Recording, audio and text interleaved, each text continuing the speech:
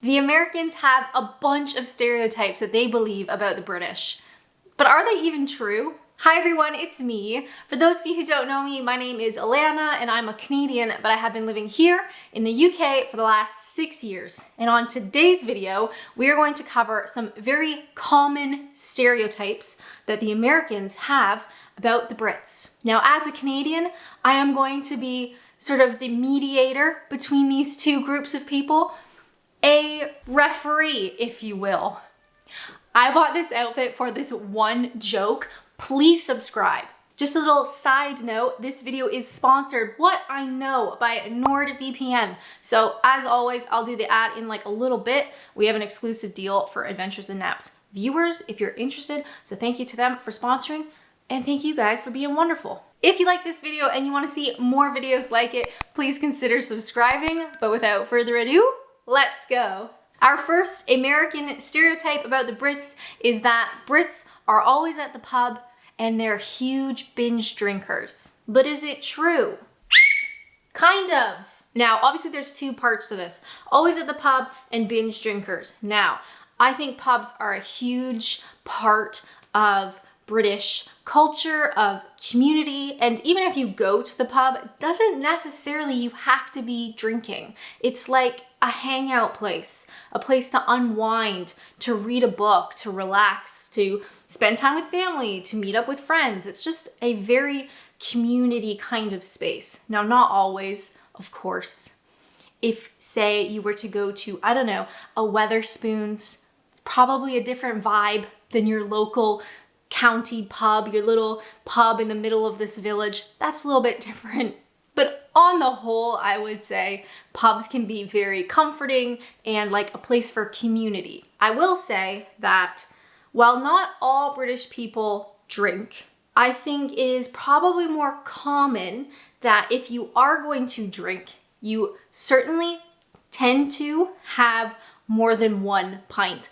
It's been quite rare for me to go to a pub with people and they just have one drink each. You know, it's kind of like you're there, you're gonna have more than one, which can lead to more of like a binge drinking scenario. Although, saying that, non-alcoholic drinks have become way more popular in the last few years. When I first moved to the UK, that just like didn't really exist. But I know in recent years, you can quite easily, not super easily, but you can get a hold of non-alcoholic drinks or like low alcoholic drinks like beer and cider, even at places like Wetherspoons, which is kind of notorious for binge drinking and really cheap alcohol. Wetherspoons now offers non-alcoholic drinks. Probably not all of them, but I do know that some do. So yes, Brits do spend a lot of time at the pub, I think. And yeah, some can lead to binge drinking, maybe drinking more in a single session. However, there's also a rise of low alcoholic or non-alcoholic drinks that are actually really tasty. So is it true? Is it false? It's kind of both. Our second American stereotype about British people, the Brits have terrible teeth. Fact or fiction? Fiction! Now, there is a very popular stereotype that Brits have bad teeth. Now, I did a little bit of digging into this because I didn't really understand where it came from or why it's still like circulating around. But apparently, from my limited Googling, Americans tend to really idolize straight, white teeth, right? You think of like Hollywood teeth. They're perfectly straight and they are bleached to an inch of their life. Where I find with Brits, the emphasis is less on aesthetic and more about just general health. I read online that Brits have the 5th healthiest teeth. Where are Americans on that list? 9. So do Brits have really horrible teeth?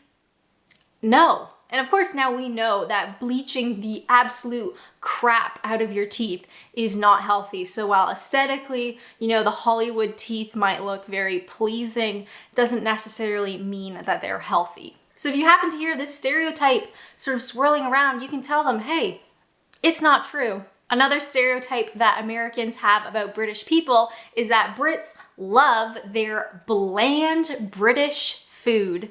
Myth or reality? Both, kind of. As a Canadian living in the UK, I have found that most British people have a soft spot for British cuisine. All right, most people think positively about it. Having said that, I wouldn't necessarily say British food is bland. Personally, I love a Scotch egg. I love a steak and ale pie. Fish and chips, give it to me any day of the week. A lovely Sunday roast with big fluffy Yorkshire puddings. You know, there's lots of British food that I really do enjoy. Now, the stereotype that British food is bland perhaps is coming more from like the wartime food. We do a lot of taste tests on this channel and cooking British puddings and foods and all that kind of stuff.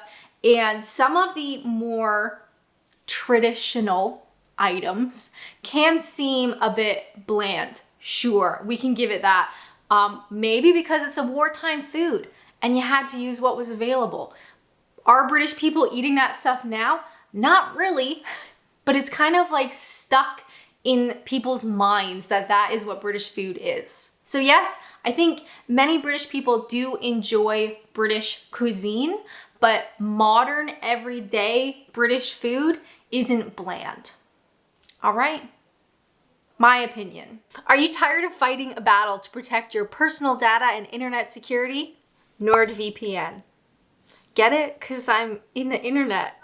NordVPN is extremely easy to use with over 5,000 servers in 60 countries. So whether you want to connect to a local server for a faster speed or a faraway server for more content, you can do that with NordVPN. As a Canadian living in the UK, sometimes I just want to watch trashy American TV.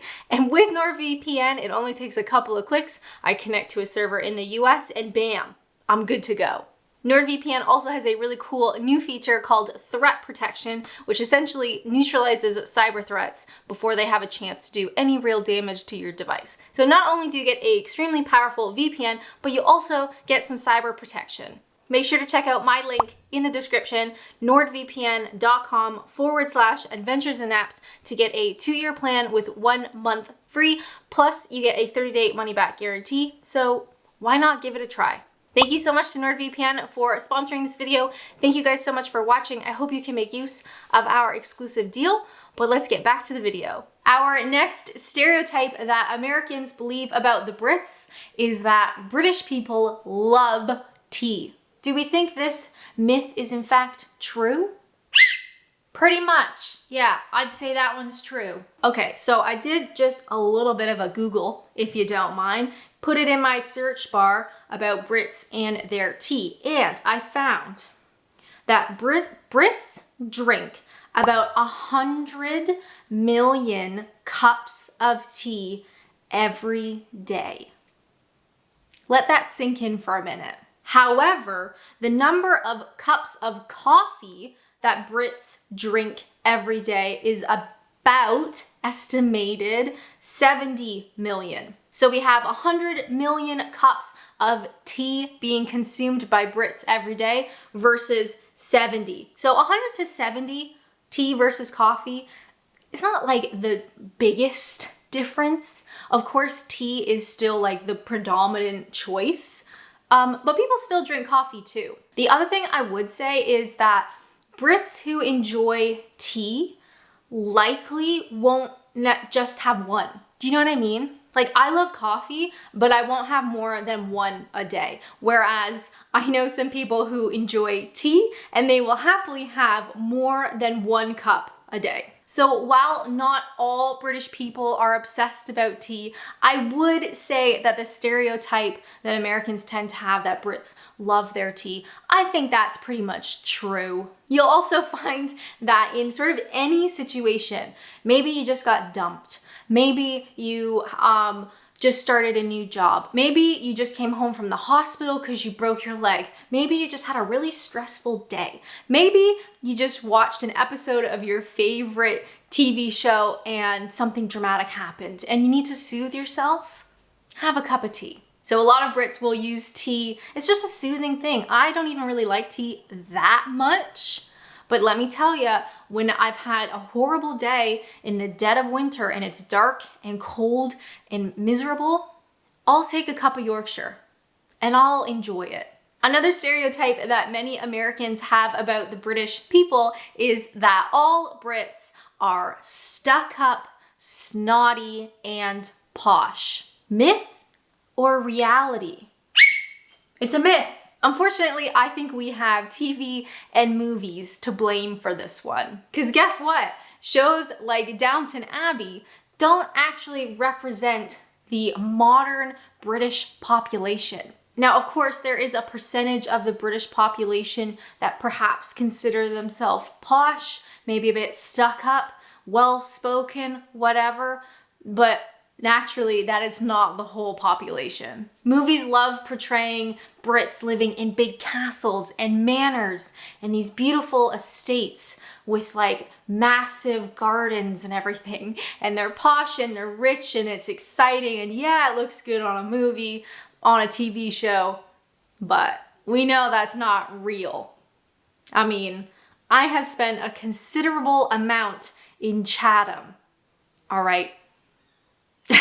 Let's just leave it at that. Another stereotype that a lot of Americans have about British people is that the Brits are obsessed with the royal family. True or a lie?